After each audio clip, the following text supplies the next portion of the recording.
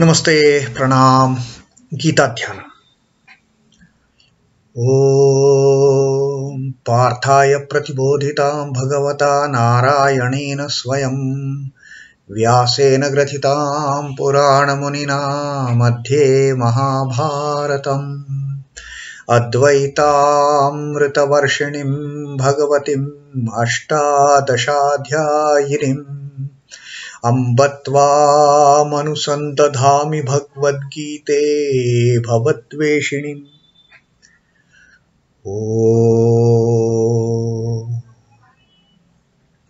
O Bhagavad Gita, with which Lord Narayana himself gave enlightenment to Partha, the ancient sage Vyasa included it in the Mahabharata.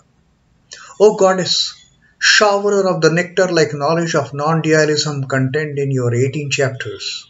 O my affectionate mother, the destroyer of rebirth, I meditate upon thee. Krishna Mantara. Vasudeva Sutam Devam Kansachanura Mardanam Devaki Paramanandam Krishnam Vande Jagadgurum. Son of Vasudeva, the slayer of Kansa and Chanur, extreme delight for Mother Devaki, O Lord Krishna, the supreme teacher of the universe, my salutations to you. Srimad Bhagavad Gita, the Vishwarupa Darshana Yoga, 11th Adhyay, and Sanjay is telling us what Arjuna is talking to Sri Krishna, having seen that universal form of the great Lord. And Arjuna is absolutely, he is wonderstruck with what he has seen. He has seen all the gods and goddesses in that universal form of the Lord. He has seen Lord Brahma, he has seen Lord Shiva, Lord Brahma seated on that lotus, and Lord Shiva in that meditative posture with the Padmasana, with Kabalasanastha. And he has seen the rishis, the munis, the ancient sages. He has seen all the beings also. He has seen all the beings that are ever there in this creation, and hordes of them in various groups, in all the species, all the genuses for that matter. He has seen all these things, and he has seen the divine serpents also. And finally, having seen all this, he is so much wonderstruck. Oh my God, this is my Lord, and I used to consider him to be my dear friend, my bosom friend, and he is something different. He is something much beyond my comprehension. He is the all in all. And then, as he further saw into it, now he is telling, Arjuna is telling Sri Krishna, this Dhananjaya is telling Sri Krishna that I saw so many body parts of all these creatures. I saw all these mouths, I saw all these stomachs, I saw all these limbs, hands and feet and eyes, innumerable. And you are absolutely that the form that you have is ananta. It is a limitless form. I cannot see the beginning, I cannot see the middle, I cannot see the beginning. I cannot fathom the middle. I cannot realize, I cannot understand the middle portion also. There is so much of diversity, so much of multitudinal things inside. I am just not able to make out. And I don't know the end also, where this form is going to end. All these things which are depicted in that form, all these things which are presented in that form, they are so innumerable that even I fail to realize what is going to be the end of all these things inside this universal form. And then Arjuna said, this Vishwarupa of yours, this universal form, this cosmic form of yours, my Lord, he is Vishweshwara, is the Lord of all this creation. It is the ultimate controller, ultimate Ishvara of this entire Vishwa, this entire creation of yours. So that was the 16th slok that we read last. Aneka bahuhu udara vaktra netram paśhyāmi tvāṁ sarvato ananta rūpam. so many arms, so many stomachs, so many mouths, so many eyes. It is mind-boggling. It is anantarupam, sarvataha anantarupam. Everywhere, wherever I see, wherever I throw my gaze, it is limitless, it is unending. And then, na anta, na madhyam, na punaha, tva adim. There is no beginning. I cannot understand the middle portion of your this universal form. What is there happening right now? And there is no end also. Na adi, na madhyam, na punaha, tva adim. Na antam, na madhyam, na punastvadim. Paśhyāmi Vishweshvara Vishwarupa. Oh Vishwarupa, I have seen this Vishweshvara in you, inside you. You are the Vishweshvara. Having seen all these things, I have realized you are the Vishweshvara with all that you have shown me in that Vishwarupa. So that was the 16th Shloka we read earlier, all about all these verities of the manifestations of the Lord and His various forms and His various constituent body parts. Now, Arjuna is further narrating what further he saw. He is talking to Sri Krishna, but the narration is for the benefit of us. That what is there in that universal form? Kirīṭinaṁ, gadinaṁ, chakriṇaṁ cha tejo-rāśhiṁ sarvato dīptimantam paśhyāmi tvāṁ durnirīkṣhyaṁ samantād dīptānalārka-dyutim aprameyam. Kirīṭinaṁ. Kirīṭinaṁ is crown, the diadem. That is worn by the great eternal Lord in His universal form. Even ordinarily also. In that finite form also, we see these gods wearing crowns, but this universal form is also, the universal form is adorned with that kirīṭa, that diadem, that celestial crown. Kirīṭinaṁ, gadinaṁ, chakriṇaṁ cha, and the gadinaṁ is club, the mace, gada. Chakriṇaṁ, the discus.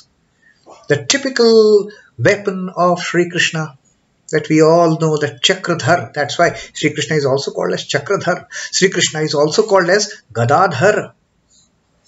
Gadadhar is one who holds that gada, the mace, the club in one hand.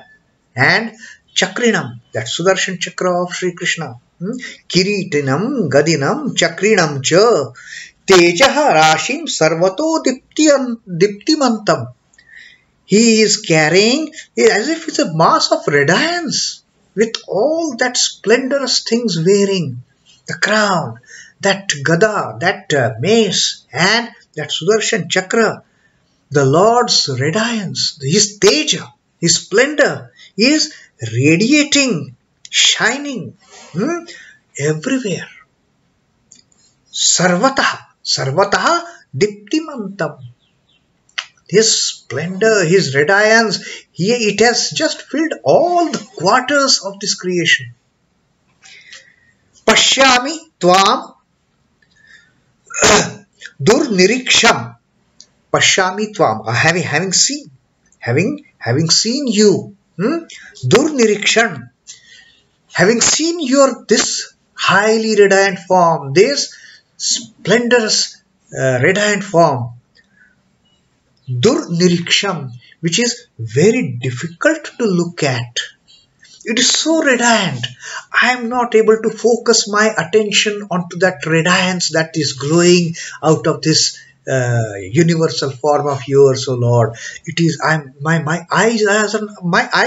able to bear that radiance that is being emitted from this universal, this cosmic body of yours.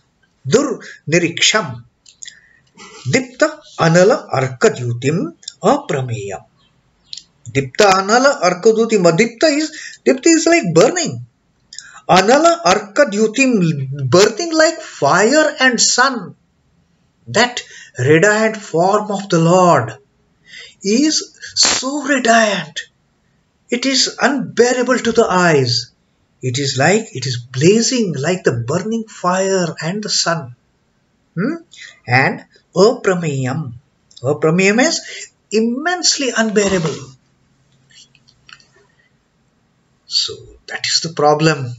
Krishna has very graciously has given the vision, but he has also given the divya chakshu. He has also given that divine sight to bear that vision, to hold that vision. But in spite of that, Arjuna is not terrified. Arjuna is not able to bear that radiance, that glow, that shining, that brightness of the cosmic form of the Lord. And like Sanjay had already told us, the radiance of that form is like 1,000 suns burning at the same time. They're just coming up the horizon and right up in the sky at the same time. 1,000 suns. We cannot look at even one sun with these eyes. But in spite of having given the divine sight, Arjuna says it is unbearable. It is aprameyam. I am just not able to bear that mighty glow, that mighty radiance that is emitting from your splendorous form. And your form, you are having that diadem, that I can see. You are having that, you are carrying that mess as if to hit. The uplifted weapons also he had seen. The gada is one among them. The Sudarshan chakra is one among them.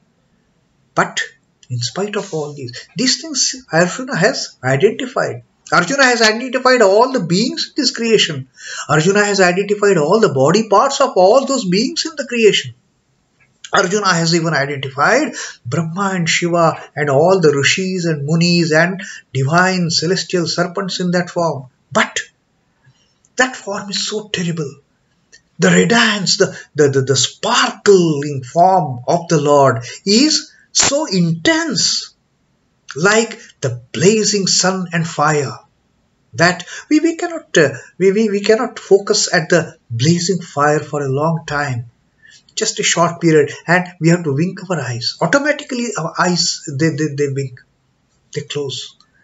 We cannot bear that blazing sun. We cannot look at that blazing fire for a long time. And here Arjuna sitting at the feet of the Lord, watching that universal form, although with the divine sight, although with the divya chakshu, but still it is unbearable.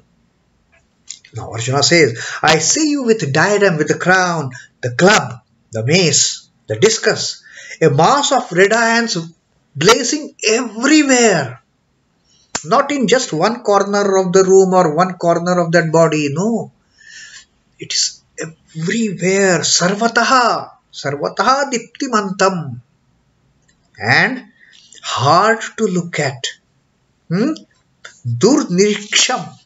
It is so hard to look at. It is so hard to focus my gaze on that form of yours, O Lord. That it is dazzling. The radiance is dazzling like fire, flaming fire and sun. And it is immeasurable. It is aprameyam. I am just not able to measure any of this glow, the splendor that is emitting out of you. First of all, I am not able to focus also. And it is unfathomable. It is immeasurable. It is beyond my ken, beyond my senses to perceive what it is. Any brilliance experienced in dreams seems to dazzle the physical eyes, though they are not actually affected thereby. In dreams, suppose we see crackers bursting and some sparkling, even in dream, although our eyes are actually not functioning. The dream eyes, they can't tolerate that dazzle for a long time. The divine eye is said here to get dazzled on a greater measure, but its effect on the mind is salutary. Divine eye can hold. The divya chakshu that the Lord has given, it can hold that vision. But the mind, after all, the mind of the devotee is so fickle, it is not able to bear that wondrous sight. It is not able to bear, it is not able to comprehend that magnificent view in front of the eyes, in front of those divine eyes. Even the spiritual eye, which is of a caliber superior to that of fleshy eye, is not helpful to cognize the cosmic form in its entirety. You see, whenever we see anything, there is a certain process that goes. First, the eyes make a contact with the object. The object is sensed by the eyes. That eyes are looking at, that information is sent to the mind. Yes, okay, I am seeing this. Then mind carries that information to the brain. And then all those so-called powerful brain cells, they try to analyze the data from the memory, from their earlier memory. They try to correlate what has been seen, and then we say, okay, oh, I have seen this hand. This thing which I have seen is called as hand. This person that I am seeing is called as man. That correlation, that association with the old memory happens, and then that comprehension comes that, okay, this is the thing that I am seeing. Now, although Lord has given the Divya Chakshu, it has gone in, the sight has gone in, but the mind and the limited intelligence of the human being as such, of Arjuna, is not able to bear that whole radiance, is not able to bear that entire universal form.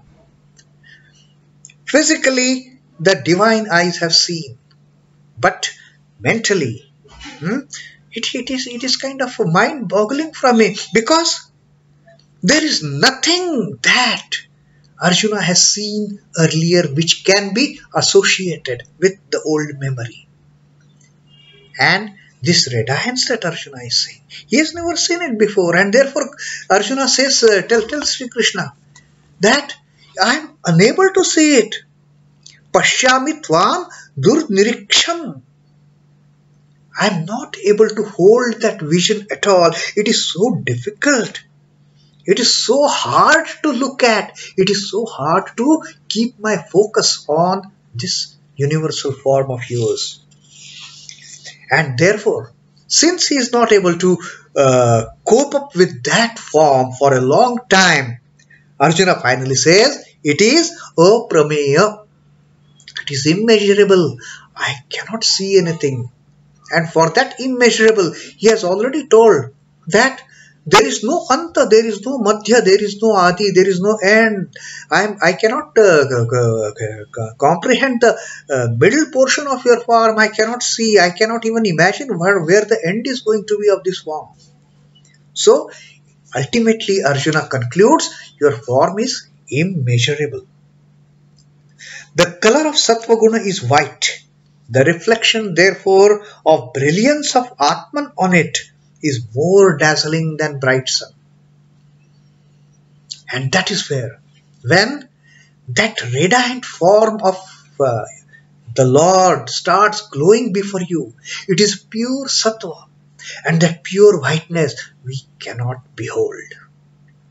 No physical eye, even the divine eye, it cannot behold that level of purity, that level of Sattva, which is radiating from the Lord. And therefore, Arjuna finally says that it is extremely difficult to hold this form, to look at this form for a long time. And it is just immeasurable, the Vishwarupa of yours, O my dear friend. So that was Arjuna's conclusion. He has still not stopped his talk with Sri Krishna. This is what he concluded at the end of the 17th shloka that we have read, that the Vishwarupa is aprameyam. And the brightness, radiance, dazzling out of that form is so brilliant that it is impossible to gaze at it. It is impossible to have a look at it. It is unbearable even to the divine eyes.